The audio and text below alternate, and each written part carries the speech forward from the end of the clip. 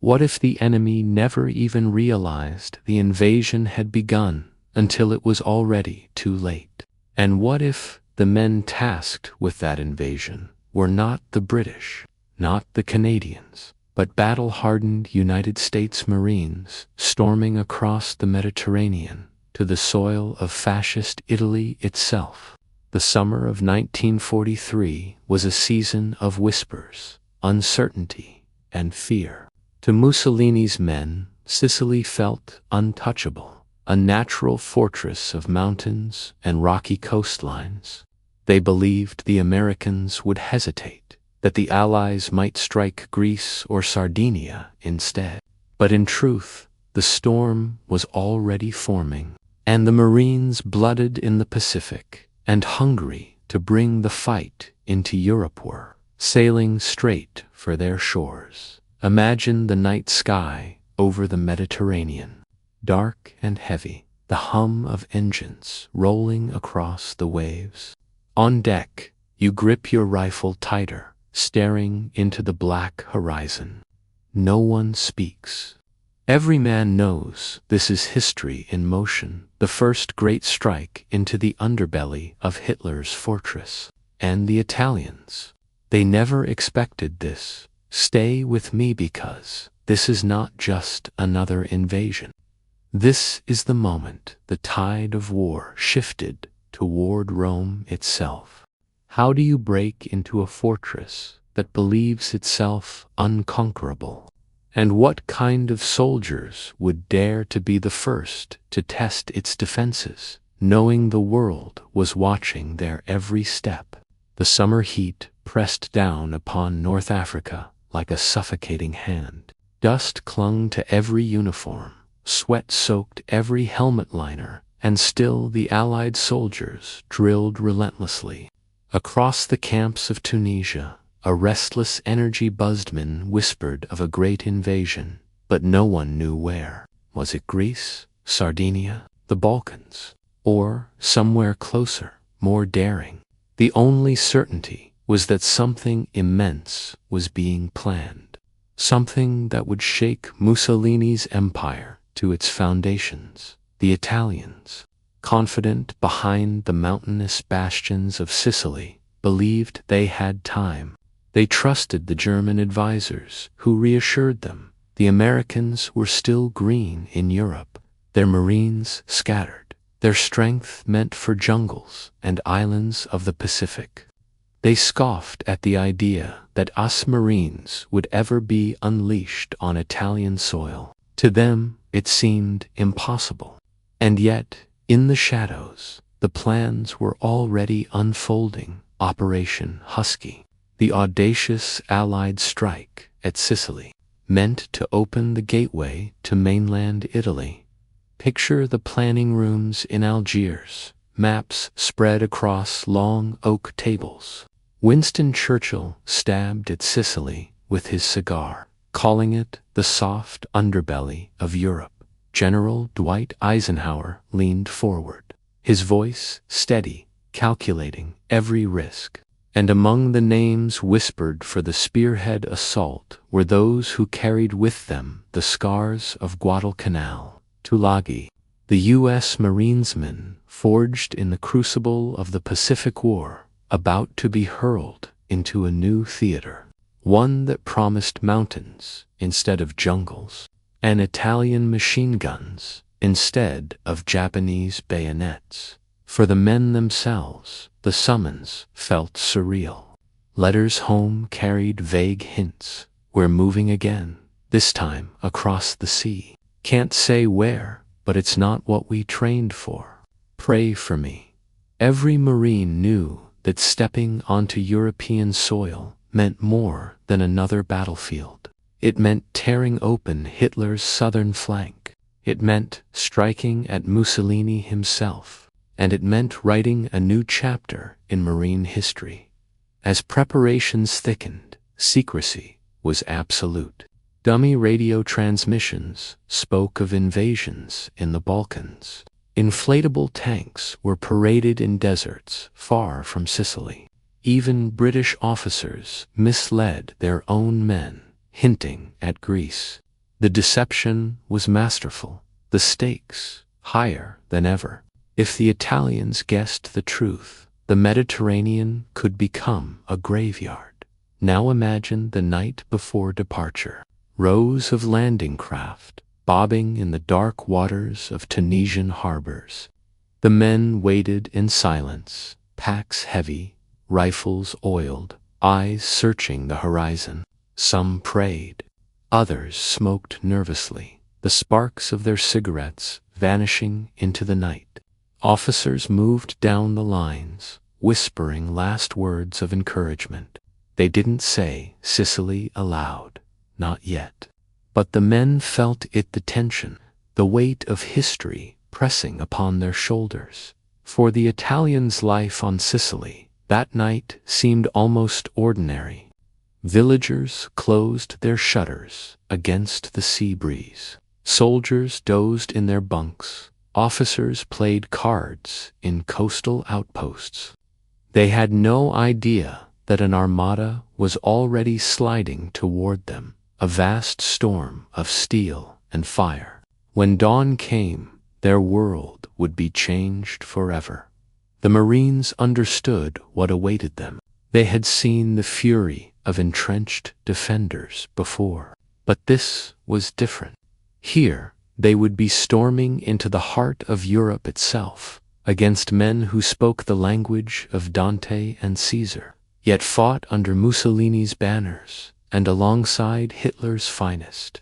The beaches of Sicily would not be given lightly, and yet the Italians never expected them. The invasion fleet stretched farther than the eye could see. Ships layered upon ships, destroyers slicing the waves beside transports heavy with men and supplies. The hum of engines was constant, a rolling thunder across the Mediterranean night. Above them, Allied bombers prowled the skies, ready to smash coastal batteries.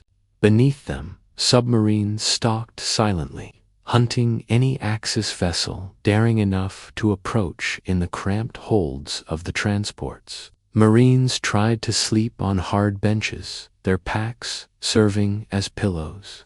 Few could close their eyes. Thoughts of home mingled with images of the unknown shores ahead. Some clutched small keepsakes, photographs, crucifixes, lucky coins. Others whispered to each other in hushed tones, voices low but steady. "We'll hit hard. We always do." But no amount of courage could silence the fear. Fear of drowning in a capsized landing craft.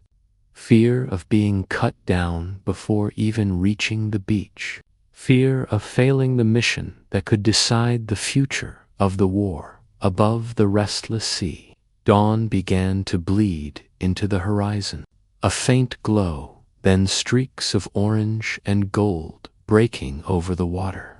Officers barked orders, boots thudded against steel decks, and men began clambering into landing craft. Engines roared to life. The invasion of Sicily had begun.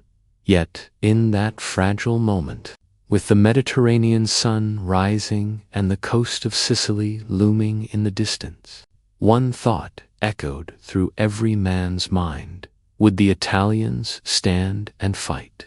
Or would they crumble before the thunder of the U.S. Marines? What happens when silence shatters into thunder?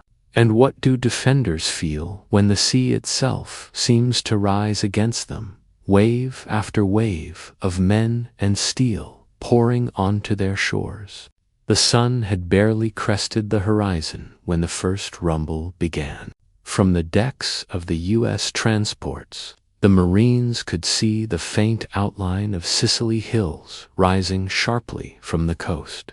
Villages perched like silent sentinels, and, beyond, the rugged spine of mountains that promised a grueling fight.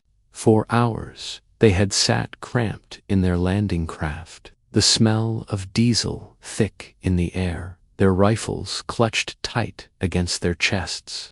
Now, the coastline drew nearer, and with it came the deafening roar of naval guns from cruisers and destroyers offshore. Massive shells screamed overhead and erupted along the beaches.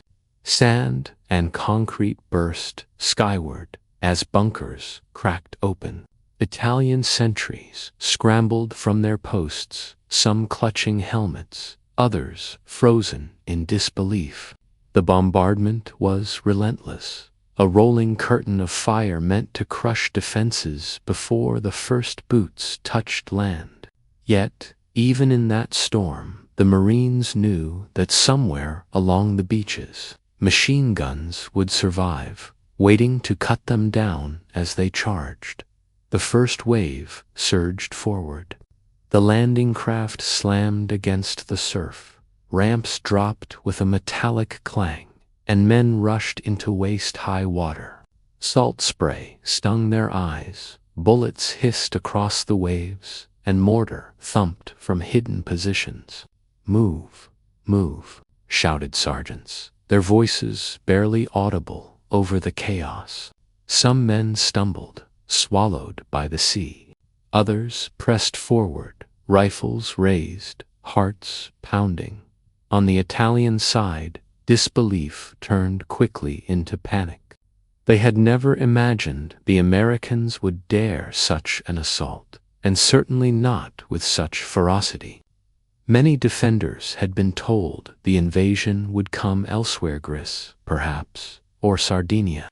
Now, as the horizon vanished beneath the sheer size of the Allied armada, they realized too late Sicily was the target, and they were the shield. Italian conscripts, many weary of Mussolini's war, hesitated at their posts. Some fired wildly, spraying bullets into the surf, while others ducked into trenches, praying for the storm to pass.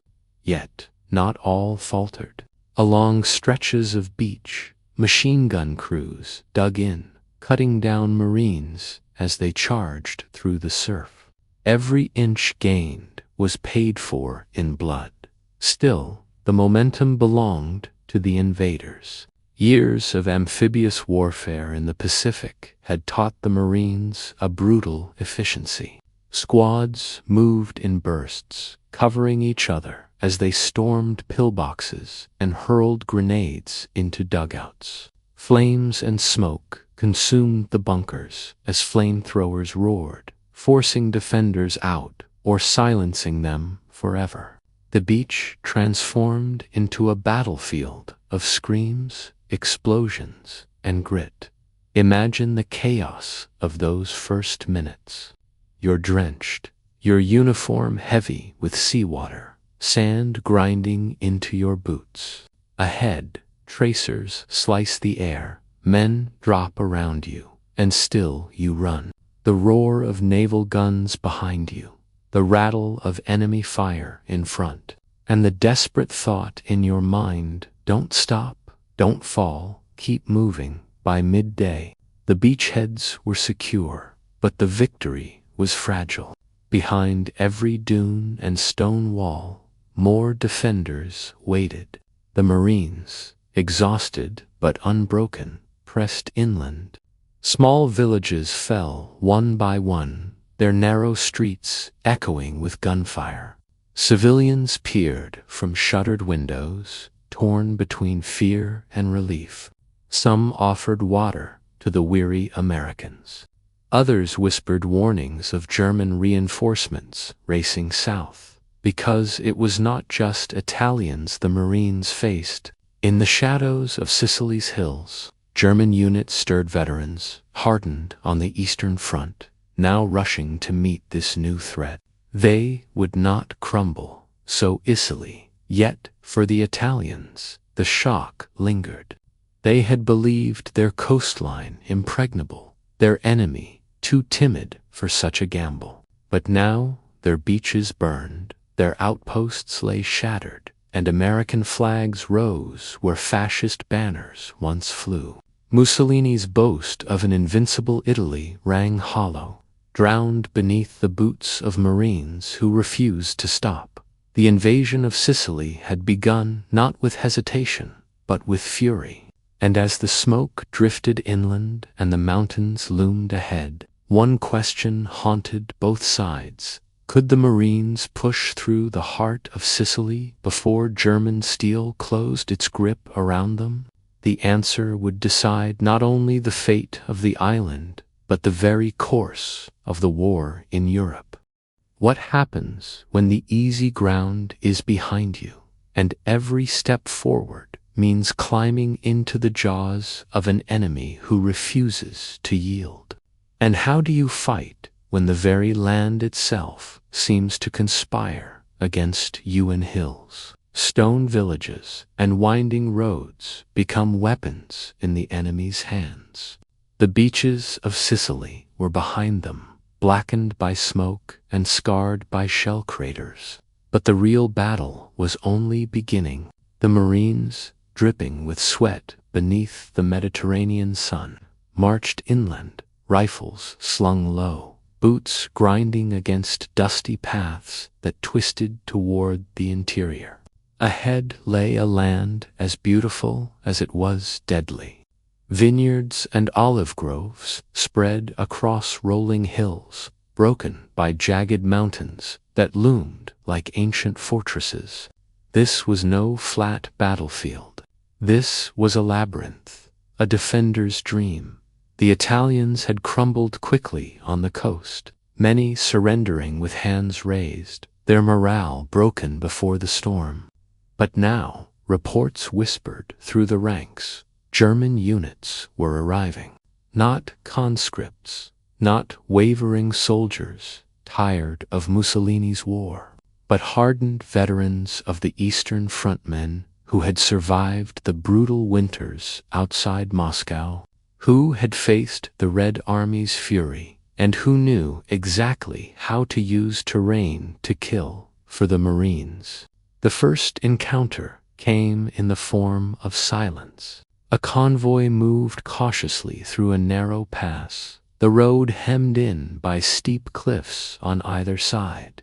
The air was thick with dust, engines rumbling, boots scuffing stone. Suddenly, the mountains erupted. Machine guns raked the column from hidden nests. Mortar whistled down, exploding in sprays of dirt and shrapnel. Men dove for cover, some never rising again. The Germans had struck with precision, and in the chaos, one truth became clear. The fight for Sicily would not be won easily pinned down. The Marines responded with the ferocity drilled into them across the Pacific. Squads split, some pressing forward along goat paths, others climbing through rocky gullies to flank the ambush. Grenades burst in stone alcoves, rifles cracked against camouflaged positions, and slowly the tide shifted. The Germans pulled back, disciplined as ever. Ancient stone houses, with walls 3 feet thick, turned into fortresses. German snipers nested in bell towers, watching every street. The Marines had to fight house by house, room by room, clearing each corner with rifles and grenades. Civilians huddled in basements, praying for the ordeal to end as gunfire echoed above them. In some towns, white flags appeared quickly. In others, Axis troops fought with bitter determination, leaving rubble and corpses in their wake. Imagine the tension of those nights in the hills. You're crouched in a ruined farmhouse, your helmet tipped forward, sweat dripping into your eyes. Outside, the cicadas hum in the hot darkness, and every sound makes you tighten your grip on your rifle. Somewhere out there, in the shadows of olive groves, German patrols are moving, their boots soft on the earth. You can almost feel them watching. Sleep is impossible. Every nerve screams, stay alert or die. By day, the sun beat down mercilessly. Water ran short, rations grew stale, but the Marines pressed on. Each village captured brought them closer to the strategic prize, the ports and airfields of central Sicily. And yet, with each mile, the resistance hardened. The Germans laid mines along the roads, sabotaged bridges, and turned every mountain pass into a kill zone. For every advance, blood was paid. The Italians, stunned by the sudden American arrival, faltered further. Entire battalions surrendered, their officers unwilling to fight for a regime that was collapsing back in Rome. Some even guided the Americans through the countryside, warning them of German traps. To the Marines, it was a strange war facing one enemy that collapsed with barely a fight, and another that fought like demons in the hills. And in those hills, the true test came. The Germans counterattacked with sleek, powerful machines that rolled down narrow roads, their cannons tearing through stone walls. Against them, the Marines had only portable anti-tank weapons and the courage to get close enough to use them. Men darted from cover to cover, bazookas on their shoulders, waiting for the moment to strike. When a shell roared down a street, flattening a house, they answered with fire of their own, blasting treads, setting machines ablaze. The battles were brutal, personal, fought at distances where you could see the enemy's face twisted in rage. Step by step, the Marines clawed their way deeper. Villages fell, strong points cracked, and the German resistance, though fierce, could not hold everywhere at once. Still, every day brought new casualties.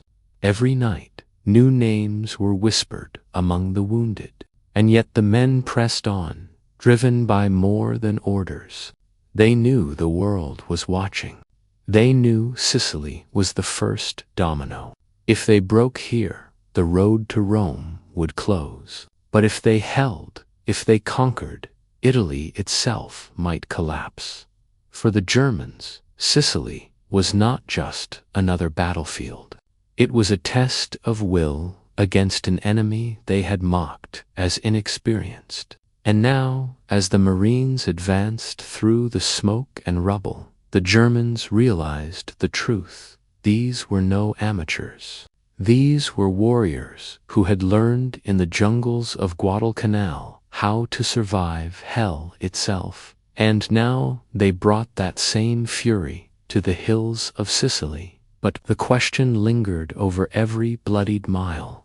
How long could the Marines endure this grinding war of attrition before the mountains themselves swallowed them whole?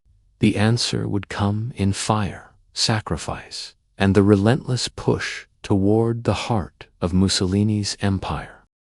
What happens when the enemy you trusted to hold the line begins to crumble before your eyes? And how do nations react when a single island, once thought unassailable, begins to slip away like sand through trembling hands? The hills of Sicily burned.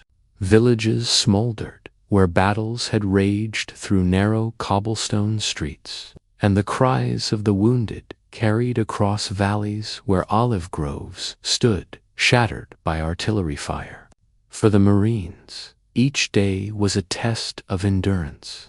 They had clawed their way inland through ambushes, sniper fire, and tank assaults, but now the stakes climbed higher. This was no longer just about beaches and villages. This was about the very heart of Mussolini's empire, and every Marine knew it. The Germans had not surrendered the island without a fight. General Albert Kesselring, master of defense in Italy, had ordered his men to delay, to bleed the Allies for every mile gained. With discipline and cunning, German units used Sicily's mountains as natural fortresses. They staged ambushes from ravines, mined bridges, and then slipped away before overwhelming force could crush them. To the Marines, it felt like fighting a ghost that struck hard, then vanished into the smoke. But the Marines did not break. They adapted. They climbed ridges under blistering sun, hauling machine guns and mortar to positions the enemy thought unreachable. They learned to move like hunters, flanking German strongpoints where frontal assaults would have meant slaughter. They relied on each other more than ever, buddies pulling wounded comrades to safety, sergeants leading by example, officers rallying men under fire. Every village taken was a triumph. Every German counterattack repelled a signal of resilience. And yet, in the back of every man's mind, the larger question burned. Could they hold long enough to break Sicily's grip? And would Italy itself finally crack? In Rome, the shock waves of the invasion were already shaking the regime. Mussolini's speeches, once brimming with bluster, now sounded hollow. Reports of Italian battalions surrendering without a fight spread quickly. Families of soldiers whispered their fears in cafes and markets. Why die for a war that no longer seemed winnable? Even within the fascist leadership, knives began to sharpen. Generals and ministers asked quietly whether Il Duce had led them into disaster. The Americans had come, the Marines had stormed their beaches, and Italy had been caught unprepared. For the men on the ground, politics mattered less than survival. The struggle for Sicily was relentless. One battle in particular left scars that would never fade: the fight for Troina. Perched high in the mountains, the town was held by German troops who knew its value. The Marines and their allied brothers attacked again and again. Each assault met with fierce resistance. Artillery thundered from both sides, houses collapsed into rubble, and still the Germans held on. It was a nightmare of smoke, stone, and blood, the kind of battle where progress was measured not in miles but in yards. Imagine being there, crouched behind a shattered wall, the air thick with dust, the ground trembling with each shell. You hear the whistle of mortar, the crack of rifles, the shouted orders in English and German. For days, the fighting raged, men dropping from exhaustion as much as from bullets. Only after endless pounding, after wave upon wave of assaults, did the Germans finally slip away under cover of darkness, leaving the Marines battered but victorious. Troina was just one example, but it symbolized the struggle. The Marines had faced German steel and held their ground. Each victory chipped away at Axis confidence. Each surrender of Italian troops whispered of a regime collapsing from within. Meanwhile, the skies above Sicily roared with Allied air power. Bombers struck railways and supply lines, cutting off reinforcements. Fighters dueled in the clouds, chasing the Luftwaffe from the skies. On the seas, Allied warships prowled, their guns pounding coastal defenses into dust. The full might of the Allied machine bore down on a single island, and the weight was too much for Mussolini's empire to bear. For the Marines, every mile forward meant another sacrifice. Their ranks thinned, their bodies ached, but their resolve hardened. They knew they were writing history with every step. The invasion of Sicily was more than a military operation, it was a statement. The United States was here, its Marines leading the way, proving to the Axis that no fortress was safe. Back in Rome, Mussolini's world unraveled. His own council turned against him. As Sicily slipped away, his aura of invincibility vanished. Soon he would be deposed, arrested by his own king, the dream of fascist glory shattered. And it had all begun with the invasion the Italians never expected, with Marines storming their beaches and carving their way through their heartland. But even as Mussolini fell, the battle for Sicily was not yet over. The Germans had no intention of allowing a clean Allied victory. They prepared a desperate evacuation, determined to save their best troops for the defense of mainland Italy. And the Marines, weary but unrelenting, would be tasked with pushing them to the very edge, forcing the Axis from the island at last. The question hung heavy. Would the Germans escape to fight another day? Or would the Marines and their allies crush them completely before Sicily was lost? The answer awaited in the final act of the island's struggling ending that would seal the fate of Mussolini's empire and open the road to Rome. What happens when an army clings to escape as its only hope? And how do you measure victory when the enemy's strength slips away, not in surrender, but in the shadows of retreat? By August of 1943, Sicily was no longer an island of certainty for the Axis. It was a bleeding wound. The Americans had driven across the dusty interior. The British pressed from the east, and everywhere the Italian defenses collapsed. Whole companies of Mussolini soldiers laid down their rifles, some even embracing the Americans as liberators. But the Germans, cold and disciplined, refused to simply fade. They fought tooth and nail for every mountain ridge, every bridge, every narrow road that could slow the Allied advance. And in the end, when the battle was lost, they prepared their retreat not in chaos, but with brutal calculation. The Marines had clawed through too many villages, endured too many ambushes, to underestimate what remained. Every step toward Messina, the northeastern port that served as the last Axis escape route, felt like walking into a trap. The roads were mined, bridges demolished, hillsides laced with hidden guns. Still, the Marines pressed forward, driven by the knowledge that cutting off Messina meant trapping thousands of German troops and ending the Sicilian campaign in one decisive blow. Imagine the nights in those final weeks. The air carried the bitter scent of burning oil and smoldering fields. Fires dotted the horizon where retreating Axis troops scorched supplies. In the moonlight, the rumble of German convoys echoed across valleys as they fled toward the straits. Each morning, Marines found abandoned position trenches still warm, rations half-eaten, artillery pieces spiked and useless. The Germans were slipping away, but always just beyond reach. The Allies unleashed every weapon to stop them.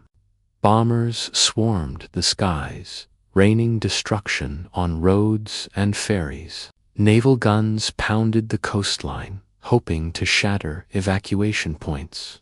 On the ground, the Marines pushed faster, forcing German rear guards into desperate fights.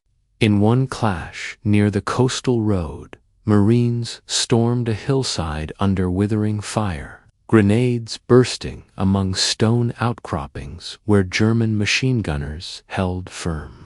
The fight was savage, close, the kind where bayonets gleamed and shouts drowned in the roar of rifles.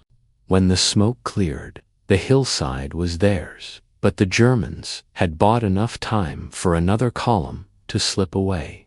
Meanwhile, in Rome, Mussolini's downfall became reality. On July 25th, the fascist Grand Council voted against him. The once mighty dictator, who had promised Italians a new Roman Empire, was dismissed by his own king and arrested. News of his fall rippled through the island like lightning.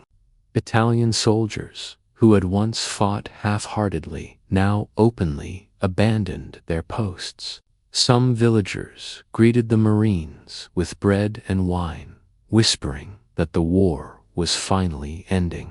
For the Axis, Sicily was collapsing both on the battlefield and in spirit.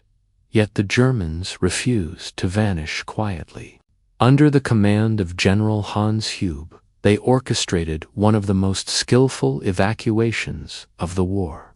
Across the narrow Strait of Messina, ferries and barges carried men, tanks, and equipment to mainland Italy under cover of smoke and night.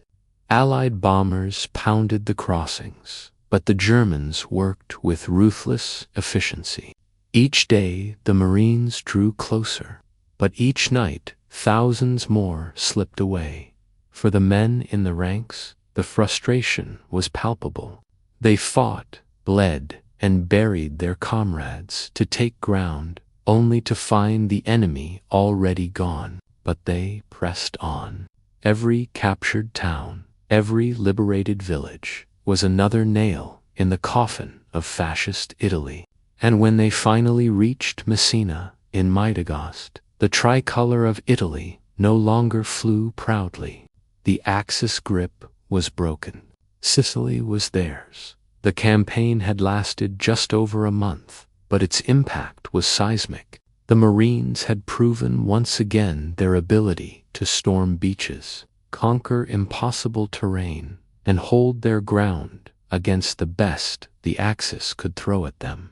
The Italians had been stunned, unprepared for the ferocity of the assault, their faith in Mussolini shattered. And the Germans, though they had escaped, in part had been forced to concede an island they had once sworn to hold. Picture the final day, as Marines raised their flags over the battered port of Messina. The air still stank of smoke and oil. The ruins of buildings smoldered, and yet the cheers of Allied troops rang out. They had done it. Sicily had fallen. The road to Rome lay open. But perhaps the most profound moment was not on the battlefield, but in the hearts of men who had marched, fought, and endured together. Letters written home from Sicily spoke not only of hardship and loss, but of purpose. They knew what their victory meant, that the Axis was not invincible, that Mussolini's empire was already crumbling, and that one day soon, the same determination would bring them to the very gates of Berlin. The Italians never expected it. The Germans had not believed it possible. But the U.S. Marines had shown the world that no fortress, no island, no empire was beyond their reach. Sicily was the first stone to fall, and with it began the long road that would end in the liberation of Europe. And so, as the sun set over a battered island, and the Marines stood watch on its shores, one truth echoed louder than the guns, louder than the speeches, louder than history itself. The tide of war had turned, and it would never flow backward again.